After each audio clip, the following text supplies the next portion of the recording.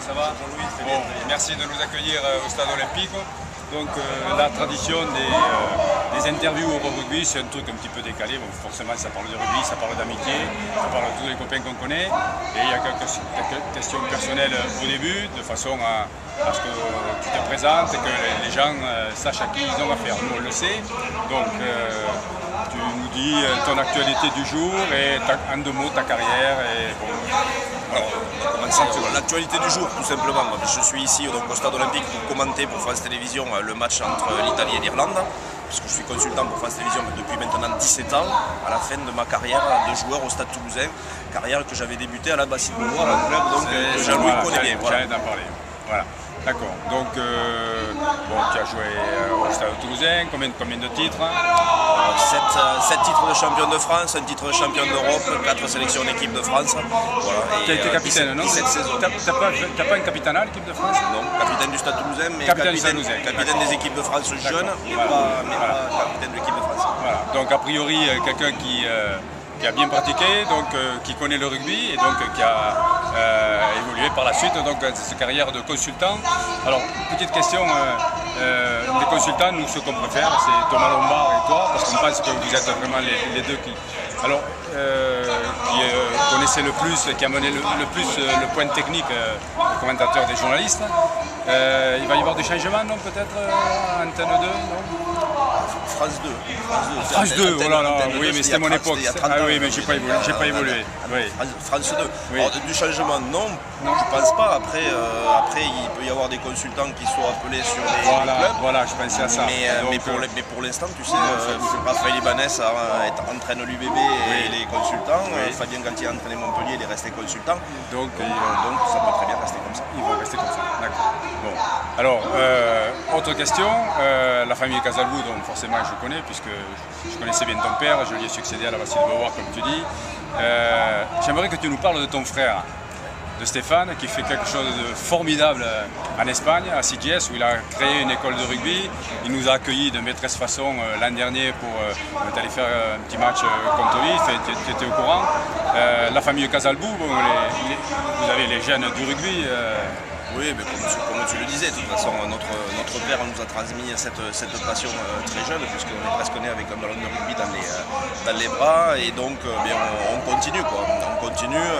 On continue, même si moi j'ai pu connaître le professionnalisme, mon frère ne l'a pas forcément connu, mais je pense qu'on continue en essayant de transmettre les valeurs que l'on nous a appris du rugby amateur, du rugby solidaire, du rugby du respect, du rugby de la convivialité et puis de l'engagement. Et je crois que ce qu'a fait Stéphane à Sitges, c'est quelque chose de grand, parce que vraiment, aujourd'hui, le nombre de gamins qu'il y a à l'école de rugby de Sitges, je crois qu'ils sont la 2e plus grosse école de rugby de l'Espagne ou de la Catalogne, donc c'est vraiment une très très belle réussite.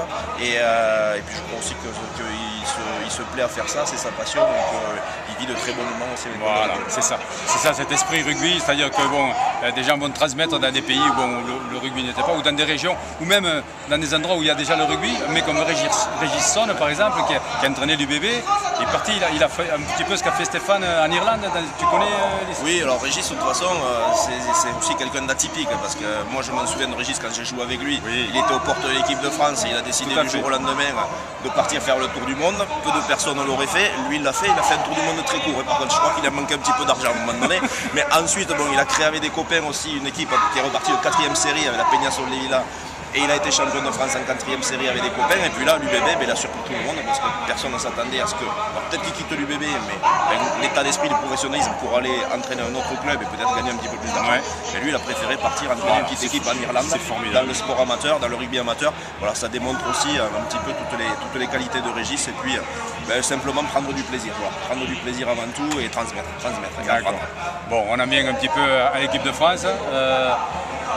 Et bon, à ce match d'aujourd'hui, bon, l'Italie n'est pas favorite, c'est le moins qu'on peut se dire, surtout après leur défaite contre le Pays de Galles.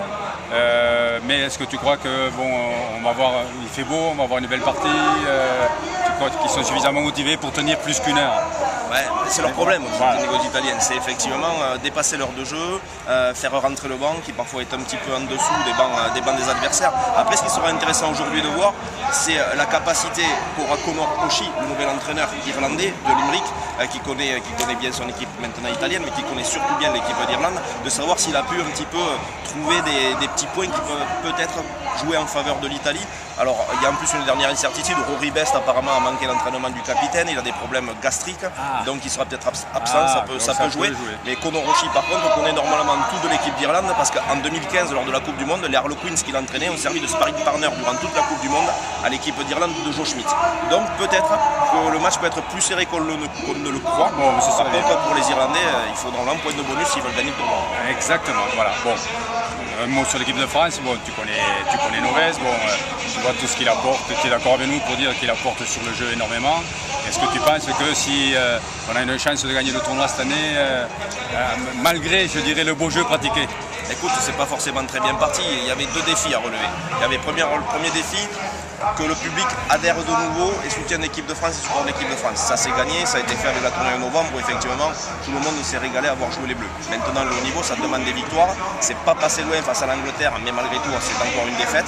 Contre les Écossais ce week-end, ce sera pas simple. Et puis n'oublions pas qu'on va aller en Irlande, il va falloir aussi recevoir les Gallois. Peut-être que les Gallois, s'ils battent les Anglais, seront en position peut-être de faire le grand chelem aussi. Donc globalement, ça sera pas simple cette saison, il faut simplement espérer qu'on sera dans les 3 premiers. Bon, c'est bien. Donc dernière question, c'est une question un petit peu qui fait appel à tes souvenirs ou une anecdote que tu as pour nos amis d'Euro-Rugby, quelque chose que tu as retenu, soit qui t'est arrivé, soit qui t'a fait rire, un truc un petit peu humoristique dans toutes ces années de rugby que tu as passé maintenant, parce que tu fais partie des jeunes. Non, je ne fais pas partie des jeunes. Non, je fais pas partie des jeunes. Des anecdotes, non. Bon, après, je ne sais pas si vous l'avez rencontré, mais quelqu'un effectivement qui permettait un petit peu toutes les années que j'ai passées au Stade Toulousain de détendre l'atmosphère, voire parfois de nous foutre d'entraînement en l'air. C'était Christian Califano. Voilà. Donc ça faisait partie des joueurs quand il pleuvait, par exemple, qu'il y avait des flaques sur le terrain. On savait que notre entraînement était foutu, parce que si on lui transmettait le ballon, il allait faire l'Otari dans une flaque au plus grand désarroi de Guy Novès, de Serge Lahirle et de tous ses coéquipiers, mais on avait beau lui dire d'arrêter, il continuait, donc des fois on partait au vestiaire. D'accord, mais c'est pas mal, c'est rigolo. Merci Jérôme, merci. Avec plaisir, Jean-Louis.